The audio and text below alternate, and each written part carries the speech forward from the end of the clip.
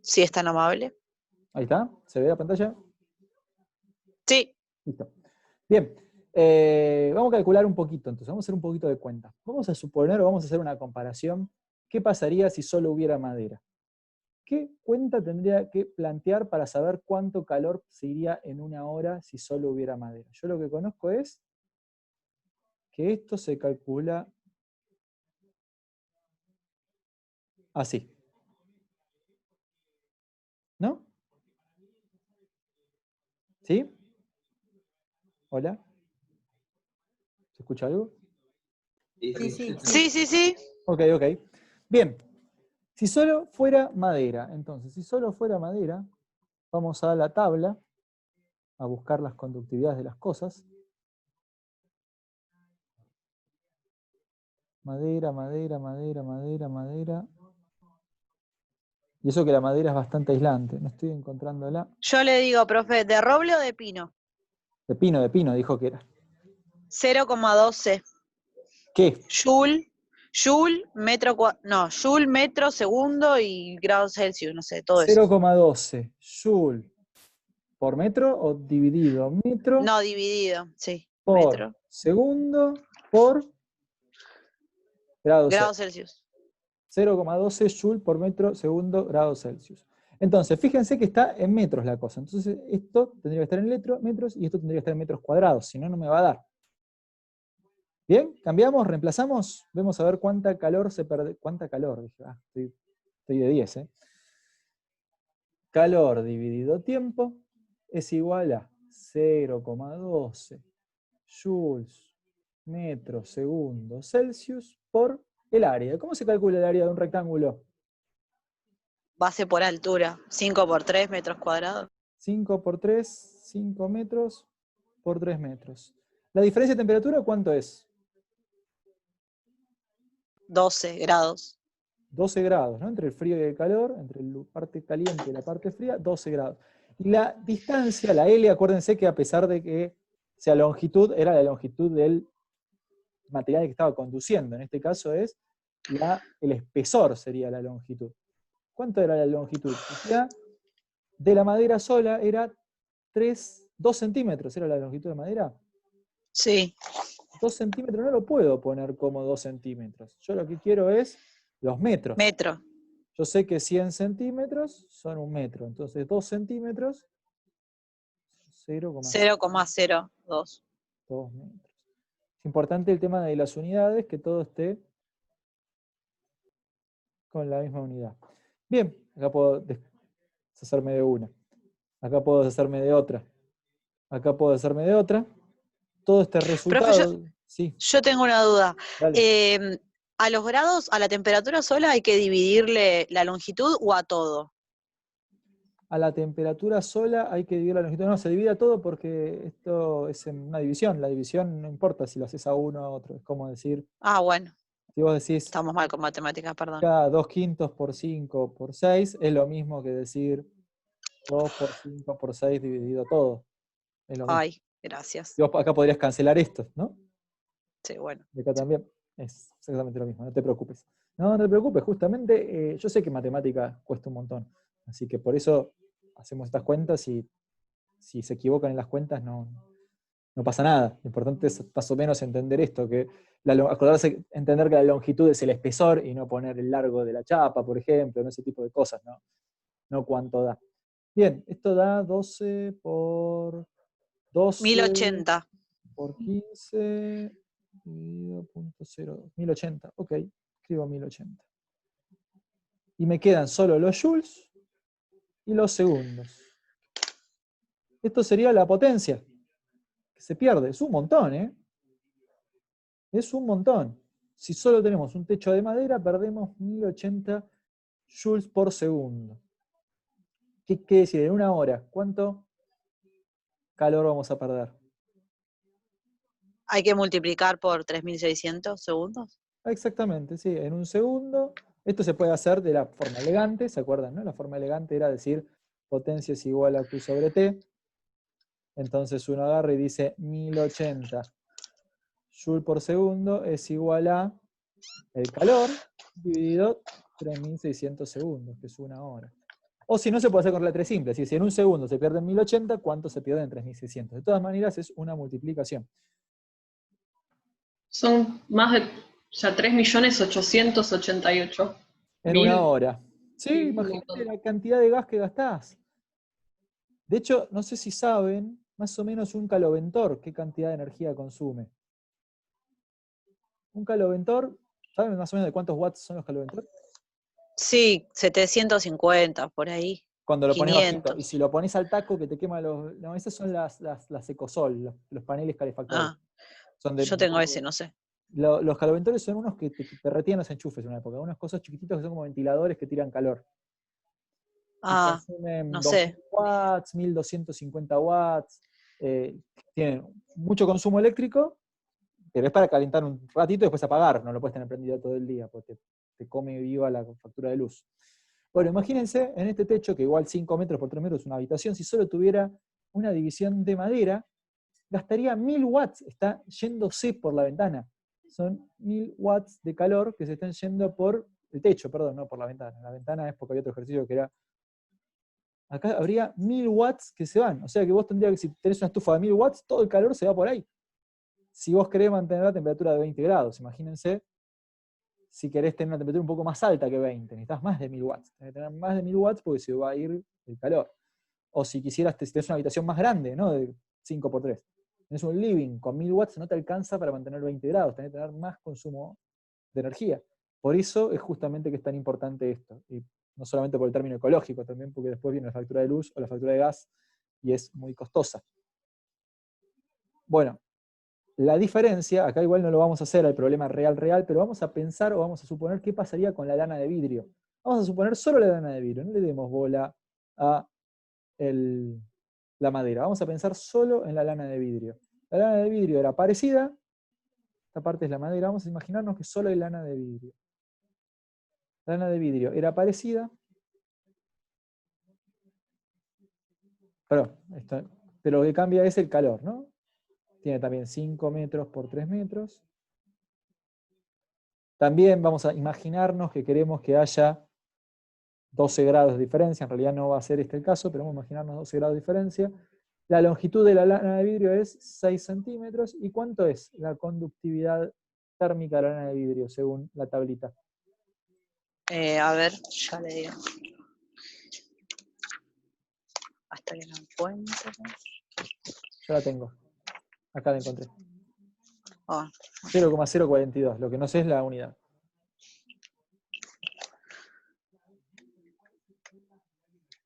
Joule sobre segundo, metros, Celsius. Celsius con Celsius. 126 da. Metros con metros, metros con metros. Y todo esto da 126 watts, o 126 joules por segundo, ¿no? Es lo mismo. Todo esto es watts. ¿Qué quiere decir? Que si vos tenés, hay que llevarlo, ¿no? La habitación hay que llevarla a tener 20 grados. Pero si vos tenés tu habitación a 20 grados y afuera hace 8, con la lana de vidrio con 126 watts, la mantenés a 20 grados. Buenísimo, no necesitas consumir 1000 watts. Si querés poner la estufa más fuerte, la ponés más fuerte y levantás la temperatura de la habitación. Con 126 watts podés mantener la habitación. ¿Qué quiere decir? Que con 1000 watts capaz que podés mantener toda la casa. Entonces el consumo eléctrico, el consumo energético es menor para mantener calefaccionada la casa. En realidad el problema real lo que dice es, hay una parte de energía que pasa del aire, de afuera, pasa a la madera y llega hasta la lana, y hay otra parte que llega, que atraviesa la lana, y uno tiene que calcular, considerando la temperatura intermedia, qué es lo que va a pasar de acá a acá. En general lo que se hace es, se hace que todo, no está buena la solución que hace este libro. En realidad una forma fácil de hacerlo es decir, bueno, usar solamente la de la lana, es decir, imagínate que es solo lana y hacer despreciar lo otro, por ejemplo, eso sería lo más inteligente, porque 100 watts se puede despreciar el aislante de la madera al lado del de la lana de vidrio. Cuando calculamos para un techo de chapa con madera con lana de vidrio, bueno, la verdad que la madera de 2 centímetros no aísla nada al lado de la lana, la dejamos de lado. Es más simple hacer eso. Bueno, esto era para hacer alguna cuentita. Hay un par de ejercicios más Este 35 ni lo hagan. El 36 sí lo pueden hacer, fíjense, es también un ganso, dice, tiene el plumaje, 2 centímetros de espesor, el área es tantos metros cuadrados. ¿Cuál es la tasa de transferencia? Uno calcula cuánto calor pierde el pobre ganso. Uno podría calcular con la ropa, pero no es una cosa muy importante de hacer las cuentas. Tampoco vamos a hacer las cuentas del 37, pero ahora vamos a ver el tema del 37. Avanzamos un poquito, vimos más o menos cómo se comporta la conducción y de qué depende. Ahora, siguiente tema. Según el libro,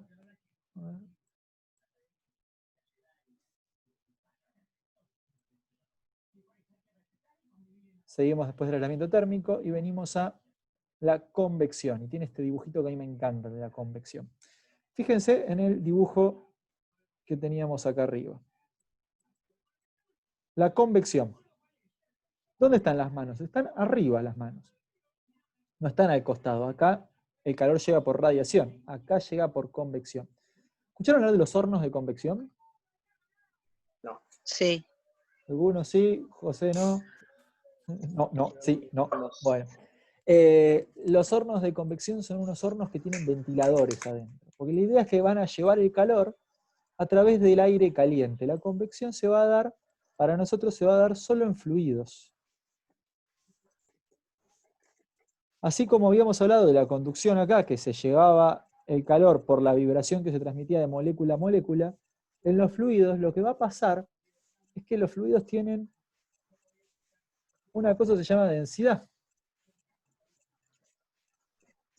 Todos conocen la densidad, ¿no? Sí. Bien, ¿qué pasa en los fluidos con la densidad? Si uno calienta un gas, la masa del gas no va a cambiar, ¿no? Porque la masa está relacionada con la cantidad de moles, por calentarlo o por enfriarlo los átomos no cambian, siguen siendo iguales. Pero si uno calienta el gas, al aumentar la temperatura, el volumen aumenta en los fluidos.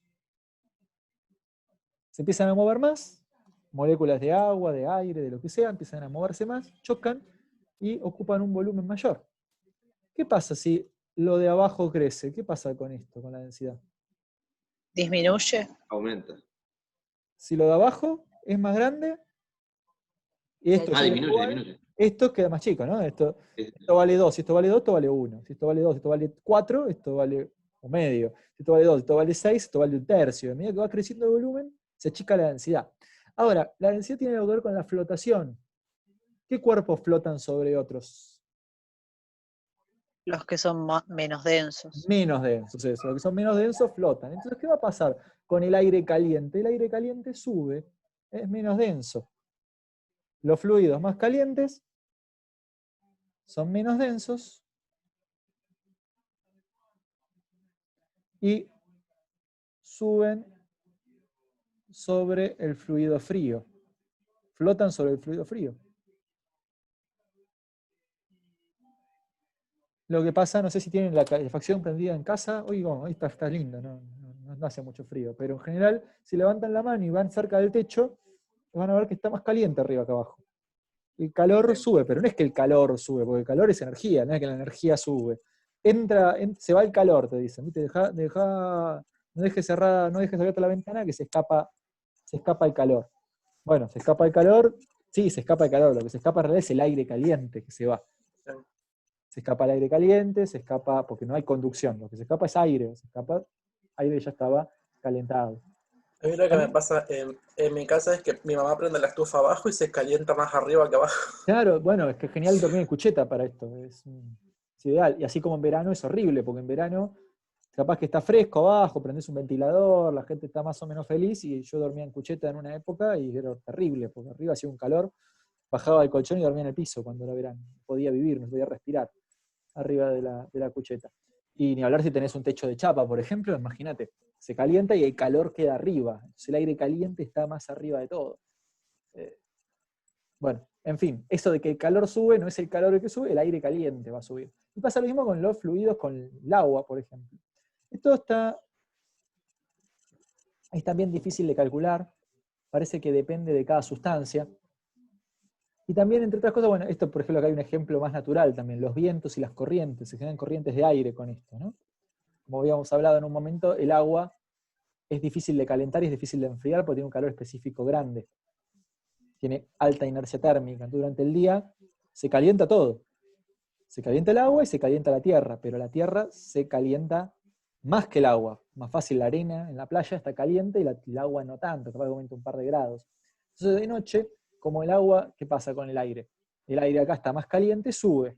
El aire cerca del agua está más frío, entonces baja. Entonces un aire ocupa el lugar del otro. Y se generan ciertas corrientes convectivas.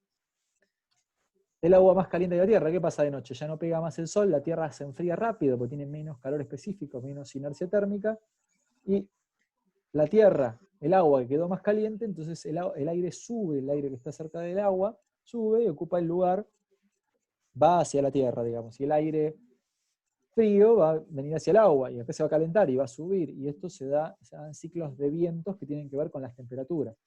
¿Y así no se forman las nubes también? Así se forma exactamente, por convección, exactamente, sí, se evapora, cuando pega el sol en algún lado hay aire más caliente, con humedad, eso sube y arriba se va a condensar, se va a enfriar, quizás baja y quizás termina lloviendo, ¿no? Sí. Cuando está más caliente el vapor de agua, se mantiene vapor. Cuando se enfría el vapor de agua, se vuelve de vuelta agua, esas pequeñas gotitas. Exactamente. Bueno, acá hay un ejemplo parecido al de José.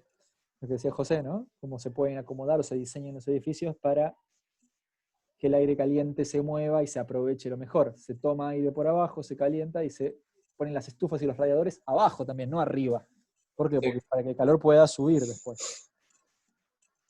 Bueno, esa es la convección. La convección para nosotros es puramente teórica. Hay algunas fórmulas, bueno, esto es de conducción igual. Hay algunas fórmulas, hay algún ejercicio en la guía, pero tiene un asterisco, no lo hagan. Los ejercicios con asterisco los dejamos de lado, en el cual se usa un poquito la convección. Entonces la diferencia entre la convección y la radiación es que la convección se da de abajo para arriba. La convección se da en fluidos, En fluidos. no en sólidos, se da solo en fluidos, y además consiste en esto, ¿no? En que se calienta, alguna parte de fluido más caliente tiene una densidad menor, entonces termina flotando por sobre el resto del fluido. Esto también pasa, pero no es este el eje, pero es algo que no hablamos antes, con el comportamiento anómalo del agua. ¿Escucharon hablar del comportamiento anómalo del agua? Sí, ese que se queda, el anti algo se llamaba, ¿no? No lo conocía con anti, pero... Antinatural, ¿cómo es? Es ¿Tiene natural. que ver con el diagrama de fases o algo así? Tiene que ver con el diagrama de fases, sí. Ahí lo vamos a ver, ahí les voy a traer, pero del otro libro, está en el primer libro que les di. Perdón, me confundí con los líquidos no nietunaños, o como se llama. No te preocupes. Igual le llaman anómalo porque la mayoría de los líquidos, o sea, la mayoría de las cosas, cuando se calientan, se expanden, ¿no? Como acabamos de ver.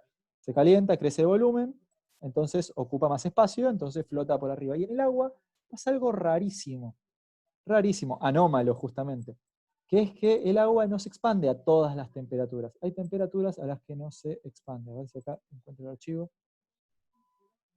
En este libro, ¿se acuerdan el libro que es más de textito? El Hewitt que les di. En este libro también se mencionan un poquito estas cosas, pero acá tenemos el comportamiento anómalo del agua. ¿Qué dice el comportamiento anómalo del agua? Bueno, el vapor de agua se calienta más, crece más, el volumen crece. El hielo se calienta, crece el hielo, se expande, se empiezan a mover más las moléculas y crece. El agua se calienta y crece, pero hay un rango, ahí ven la curvita en el bordecito, entre los 0 y los 4 grados, el agua no crece. Cuando se calienta se achica. Vuelve más densa. Claro, exactamente, se vuelve más densa entre 0 y 4 grados. Y después sí, después cuando se calienta se vuelve a abrir. ¿Por qué? Bueno, las moléculas de agua cuando se calienta se mueven más, se expanden, crecen. Lo que pasa cerca de los 4 grados es que se empiezan a formar cristales de hielo, pequeños cristalitos, empiezan a hacer los puentes de hidrógeno. Y los cristales de hielo son menos densos. ¿Ven? Acá está recontra bien dibujado. El agua líquida tiene las moléculas mucho más cerca, mientras que el hielo forma estos cristales hexagonales. Hexagonales, 2, 3, 4, 5, 6, hexagonales, Lo vieron esto, ¿no? En química, los puentes de hidrógeno que se forman entre las moléculas de agua. Sí. Sí. Bueno, se forman Sí. puentes de hidrógeno que son... Claro, con los hidrógenos de una molécula con el oxígeno de otra. Exactamente, esos son los puentes de hidrógeno que son enlaces súper débiles, no son enlaces muy fuertes, por eso se forman a esta temperatura nada más, donde no hay suficiente movimiento, porque después de 4 grados se empiezan a mover tan fuerte las moléculas que no se pueden formar estos enlaces. Se forman entre 0 y 4 grados y eso hace que el agua más densa de todas no sea el agua a 0 grados, sino que es el agua a 4 grados. ¿Y eso por qué está bueno o por qué posibilita algunas cosas? Porque posibilita esto. Posibilita que se dé la vida en muchos lugares que son muy fríos, el agua a 4 grados, el agua más caliente queda abajo porque es la más densa. Entonces se da convección, pero la convección es rara, no es que el agua de abajo es la más fría, sino que el agua de abajo es la más caliente. Cuando se congelan los lagos, se congelan los ríos, se forma hielo arriba, y después el agua, el hielo es lo menos denso, ¿no? Porque son cristales, el hielo flota, tienen hielo arriba de una bebida y el hielo flota en la bebida. Pero el agua que todavía no se formó en hielo, pero está a 0 grados, es mucho menos densa que el agua a 4 grados. El agua a 4 grados tiene algunos cristales formados, el agua a 0 grados tiene algunos cristales formados, entonces flota sobre el agua a 4, que es agua líquida pura, sin ningún tipo de cristal. El agua a 4 acá es el agua más densa que podemos encontrar y queda abajo. Entonces los animales, las plantas, etcétera, etcétera, etcétera, tienen un hábitat un poquito más amable para vivir en el fondo del lago o en el fondo del río, y eso posibilita la vida en muchos lugares. Bueno, eso se llama comportamiento anómalo del agua, y es, bueno, acá habla bastante el libro, cuenta algunas cositas, cuenta un poco de cosas.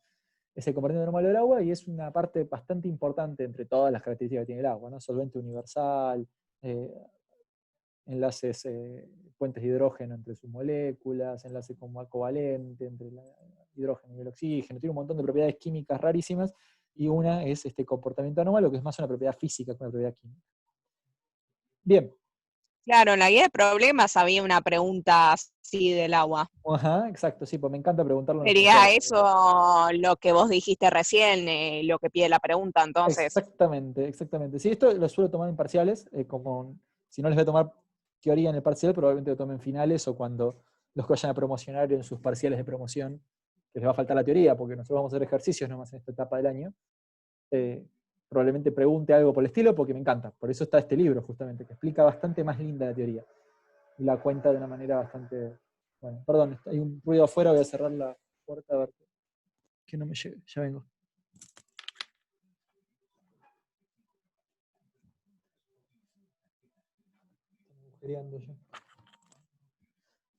Bien, ahí volví.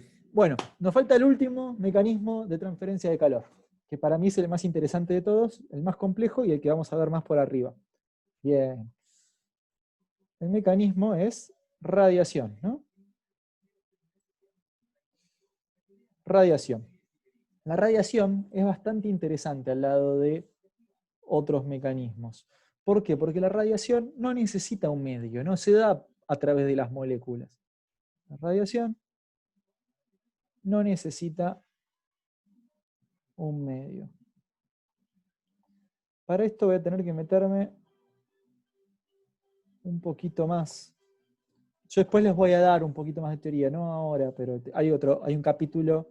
Perdón, pero ¿se transmite en el vacío? Se transmite en el vacío, exactamente. Y de hecho, se transmite en el vacío todo el tiempo. Y dependemos de que se transmita en el vacío para poder... Ah, está bien, sí, los UV, los GAP. Claro, exactamente, exactamente. El sol. El sol nos llega la radiación del sol gracias a que se transmite en el vacío. No sé si ya lo bajé. Sí, ya lo había bajado. Este es el microondas. Bueno. Profe, ¿no es a través de ondas electromagnéticas? Es a través de ondas electromagnéticas. Justamente estaba buscando para mostrarles. No sé si está acá. No, esto es termo. En algún lado metí el diagrama para mostrarles el espectro electromagnético. Esto igual ustedes lo vieron, algo de esto vieron, no es todo nuevo, ¿no? ¿Vieron luz en Física 1? No me acuerdo. Creo que no llegamos.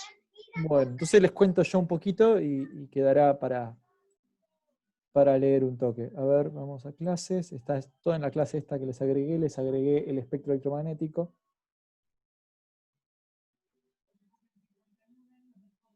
Este es el espectro electromagnético.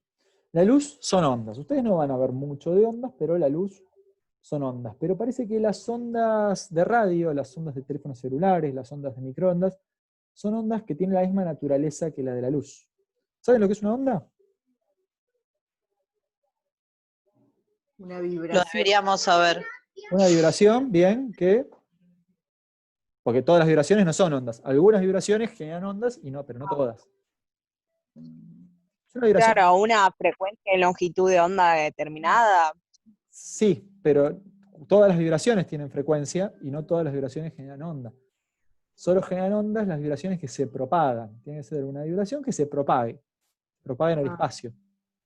Si no se propaga en el espacio, es una vibración en un solo lugar. Y está todo bien, es movimiento armónico simple. Quizás vieron algo en Física 1. Los que hayan cursado con Osores, quizás vieron algo. No sé si llegaron a ver algo de eso. Sí, vimos el MAF, movimiento armónico simple, ¿no? Exactamente, movimiento armónico simple. No todos los movimientos armónicos simples generan ondas. Pero si hago vibrar alguna cosa con la frecuencia correcta, quizás generó sonido. O quizás generó luz. Bueno, dependiendo de qué vibre, son ondas de un tipo o de otro. El sonido es una onda del tipo mecánica. Tiene que haber aire para que vibre, tiene que haber agua, tiene que haber algo que esté vibrando para que se propague. Pero las ondas electromagnéticas no requieren de nada. Esto después lo vamos a ver de nuevo en el segundo cuatrimestre. Ay, no escuché bien qué dijiste. Un medio tiene que haber, entonces. En las ondas mecánicas, pero no en las ondas electromagnéticas. Las ondas electromagnéticas no necesitan un medio. Estas ondas no necesitan que haya un medio. Puede vibrar en el vacío. En algún momento se pensaba que la cosa que vibraba era el éter. O sea, tiene que existir una cosa que se llame éter, porque no puede haber una onda que vibre y que no haya nada para que vibre. Entonces, a las ondas electromagnéticas, después este PDF todo horroroso se los voy a pasar. Electromagnéticas no necesitan un medio. En una época se pensaba que lo que vibraba era el vacío. El éter, medio para propagarse. Y por eso a veces se escucha, dicen, vibran las ondas del éter, a la radio le decían el éter, pero después descubrieron que el éter no existía, que era una idea, pero que en realidad lo que está vibrando es, bueno, lo vamos a ver, como les dije, el segundo cuatrimestre, lo que está vibrando es el propio campo eléctrico y campo magnético. Vamos a ver después qué son los campos, pero están en todos lados, y es esa cosa que está vibrando. Y se propaga a través de ese campo. Entonces, uno puede tener el Sol, por ejemplo, y la Tierra, y en el medio no hay nada, hay vacío, llegan las ondas electromagnéticas. Y las ondas que salen del Sol están en todo el espectro electromagnético, no sale solo luz del Sol. Como justamente dijo, no sé quién estaba hablando, sé que Iván no era porque dijo que hoy no llegaba Iván, pero no sé quién dijo, las UV... ¿Martín, yo, Martín. Martín dijo las UV, las UV, los rayos UV para el cual uno se pone protector solar. Vienen del Sol también, es luz. Lo que pasa es que es luz que uno no puede ver. Fíjense acá en el cuadrito, hice clic y no sé qué hice. ¡Qué horror! Acá en el cuadrito, dice, ultravioleta tienen más frecuencia, vibra más que la luz visible. La luz visible tiene cierta frecuencia, la luz ultravioleta tiene un poco más de frecuencia. Tiene longitudes de onda más pequeñas. Y más que ultravioleta, con más frecuencia, si se vibra más que la luz ultravioleta, se llega a esto de acá, que se llama rayos X, que todos habrán hecho alguna vez una radiografía. Justamente, no sé, las embarazadas no se pueden hacer esas radiografías porque tienen mucha energía y pueden ser dañinas para los fetos, por ejemplo. ¿No? En cambio, luz ultravioleta podés tomar sol igual, a pesar de que igual te puede hacer daño, por eso usamos protector solar, porque puede generar lesiones en la piel, puede llegar a romper el ADN. Toda esta radiación que está de este lado se llama radiación ionizante. Y toda la radiación que está de este lado se llama radiación no ionizante. ¿Saben lo que es ionizar? Sí, cuando los iones, son digamos, las partículas con carga positiva negativa. Muy bien. Entonces, lo que hace la radiación ionizante es sacar electrones de los átomos. Si los radicaliza. Los radicaliza, exactamente, los radicaliza. Si tiene suficiente frecuencia, puede sacar electrones de los átomos. Dicen ahora que los rayos ultravioletas, el ultravioleta C, no es ni el UVA, ni el el UVB, sino el UVC, que sería con más frecuencia, los ultravioletas con más frecuencia, sirven para matar el coronavirus, por ejemplo. O rompen las moléculas, pueden romper enlaces moleculares. justamente, si pueden ionizar, pueden romper enlaces moleculares. Por eso, estas son las ondas ionizantes. Y las microondas, las infrarrojas y las de radio, y la luz visible no son ionizantes, pero forman parte de la misma naturaleza. Son ondas también. Se generan a partir de cargas que vibran. Las cargas vibran y generan radiación. La pregunta es, ¿cómo vibran las cargas para generar radiación? Bueno, acá en el Sol, está súper caliente el Sol. La superficie del Sol está más o menos a 10.000 grados Celsius. ¿Qué pasa? Bueno, está tan caliente que están ionizadas los átomos. Tienes átomos. Tenés átomos. Los átomos tienen carga. Si la temperatura es muy alta, ¿qué quiere decir que pasa con estos átomos?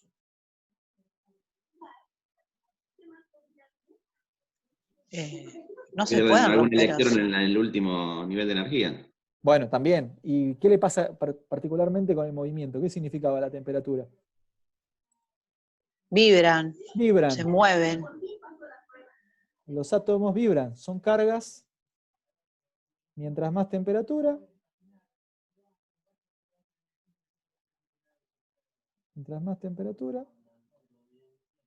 más vibran. Las cargas eléctricas en movimiento generan radiación. Vibren como vibren, ¿eh? Las cargas eléctricas en movimiento generan radiación.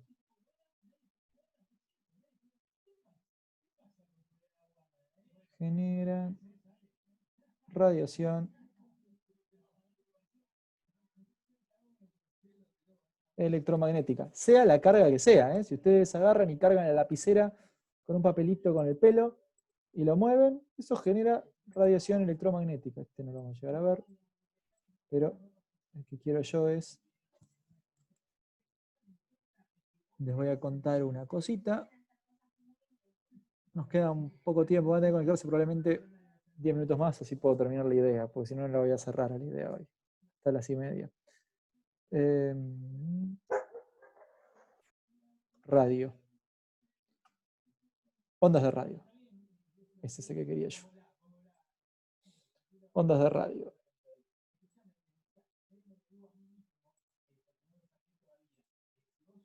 Este es el microondas. ¿Saben cómo calienta el microondas? Bueno, genera ondas electromagnéticas, no necesita que sea el sol, no es por calor que la genera, no es calentando algo que la genera, pero genera ondas electromagnéticas que son absorbidas fácilmente por el agua. Hay que prenderlo. Ahí lo prendí. Este es el microondas, ¿no? Genera ondas electromagnéticas que lo que hacen es hacer vibrar el agua. Son ondas en el rango de las microondas. Fíjense que según lo que vimos nosotros, las microondas son un tipo de ondas. Las microondas son un tipo de ondas de poca frecuencia, no son una cosa ionizante, no es que le sacan electrones al agua, pero son absorbidas, tienen más o menos el tamaño de la molécula de agua, y entonces más o menos pueden hacer mover el agua, y de esa manera se calientan las cosas en el microondas. ¿No? Ahí es como se calienta. Por eso tienen esos calentamientos tan raros en el microondas. Ahora, ¿cómo se generan las ondas del microondas? Bueno, mover una carga, cualquier carga eléctrica que se mueva, genera que los campos alrededor se muevan. Ya podemos saber qué son esos campos, pero genera esto que tenemos acá, una onda. En la estación de radio mueven un electrón con un generador que modulará ondas FM, AM, dependiendo de cómo sean, hará moverse electrones de determinadas maneras para poder generar esta radiación, que no tiene mucha frecuencia la radiación de radio. Ahora, en el Sol, la temperatura es muy alta, habíamos dicho, ¿no? Muy alta la temperatura. Si la temperatura es muy alta, ¿qué pasa con las moléculas? Se mueven mucho. Entonces no genera ondas de radio el Sol. En el Sol, directamente, tenemos ondas con mayor frecuencia. El Sol genera ultravioleta, ondas visibles, y también igual genera ondas de radio, microondas, infrarrojo. No puede evitar generar todas. ¿Cuáles son las que más nos interesan a nosotros para el calor? Las infrarrojas. Se generan todas, no se puede evitar generar todas. Acá puse... Mientras la longitud de la onda es menor, la frecuencia es mayor, más energía transporta en las ondas. Todo cuerpo caliente a una temperatura mayor a 0 Kelvin. ¿Por qué a 0 Kelvin no se produce radiación electromagnética? Porque no se mueven las moléculas. Claro, si no se mueven, no generan radiación. Solamente cualquier temperatura mayor a 0 Kelvin genera radiación. Nosotros generamos todo el tiempo ondas, microondas o infrarrojos sobre todo, ¿no? Que tienen menos frecuencia, tienen menos energía que ese otro tipo de ondas. Por ejemplo, foto...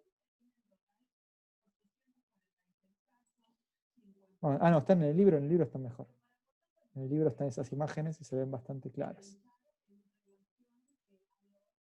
En el libro están estas imágenes acá, ¿no? Una termografía, por ejemplo. Lo que se hace es mirar la radiación que sale de determinada persona y se busca bien las diferencias en la radiación. Entonces se pueden encontrar células, problemas de algún tipo. Otro tipo de aplicación es que está bastante de moda ahora, ¿no? ¿Qué es esto? Un termómetro. Un termómetro. Lo que hacen es medir la radiación en realidad. Si tenés más radiación, quiere decir que tenés una temperatura mayor. No es que tener radiación es ser radioactivo, ser un superhéroe, nada por el estilo, ¿no? Ustedes vieron bien acá, en este diagrama que teníamos acá, que se llama espectro electromagnético. Rompí todo. Ustedes ven todo roto como veo yo. Ahí está. Ustedes ven en este diagrama que les había dicho yo, ¿cuáles eran las radiaciones ionizantes, las que eran dañinas y peligrosas? Las de la derecha. Los de la derecha, ¿no? Visible, ultravioleta, rayos X, rayos gamma. Estas eran las... Y lo que uno tira es infrarrojo. Porque tenemos una temperatura de 37 grados. Tenés fiebre, 37, 38. No tenés fiebre, 36,5, 37. Esa radiación que generamos es radiación de este tipo, infrarroja, y por acá más bien, ¿no? No por acá. No estamos cerca de emitir luz visible.